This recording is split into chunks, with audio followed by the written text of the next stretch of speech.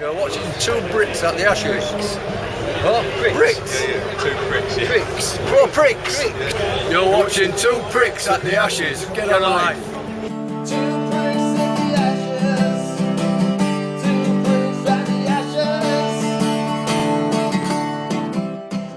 Two pricks at the Ashes, two pricks at Adelaide Oval, and as Frank said, a storm is coming, and today it came in the first over, didn't it?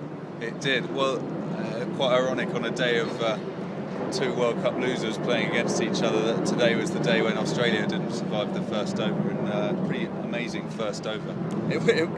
Something happened in the first over. Something happened. I felt like it. It's not just the World Cups that the two places lost. Australia actually lost the Pavlova today.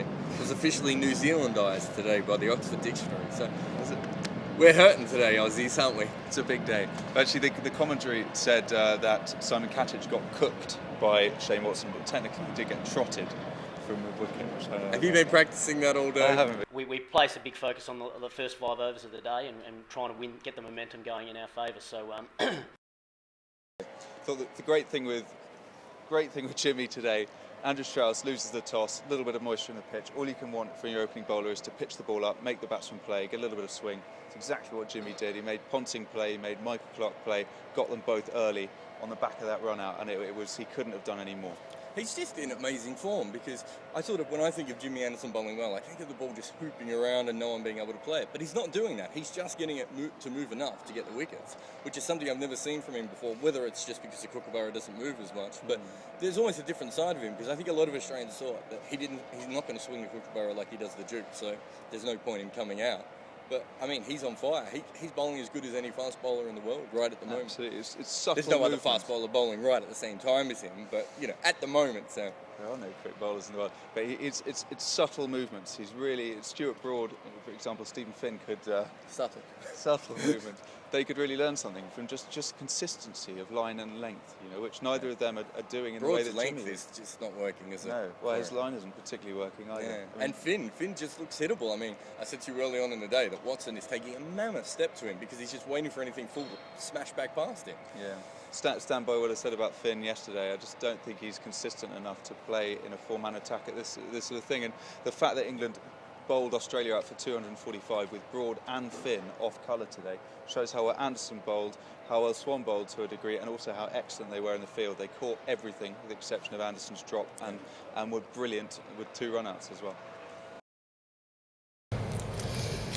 The average score in the first innings here for the last 15 Test matches is 517. 245 is well below par. Good day's work for England, and I'm looking forward to the next 4 days. Jared, so what was your reaction to Australia's worst start since the Sticky Dog Test of 1950? Well, as you can see, I've got a free hat that I've just picked up off the ground. But other than that, I was okay because I was stuck behind a fucking massive pillar at that stage and couldn't see a thing. And to be honest, we both were. So I was standing up for the first 3 balls, maybe, and then the wickets all started after that. So I think I sat back down in a bit of a... I was pissed off, let's be honest. I was very pissed off. And I sat back down and shit started happening and I just started tweeting about my pillow.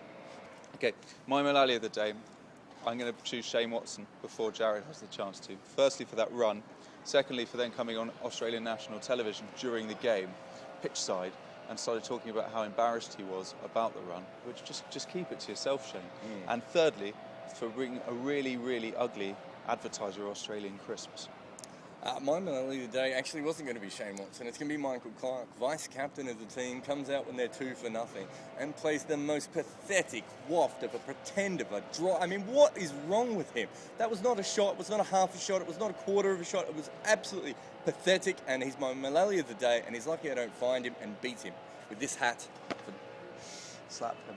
Yeah. Spank him. I would spank him for that. And not in a fun way, Sam. Do that. We watched Monty bowl in the nets today, but I'll be honest, he didn't do anything that embarrassed him. So we're not going to show that. What we do have, though, is we found the perfect training device for him, really, that they've got just out the back of the stand here. Young kids are using it, but I think Monty could get a lot of practice out of this.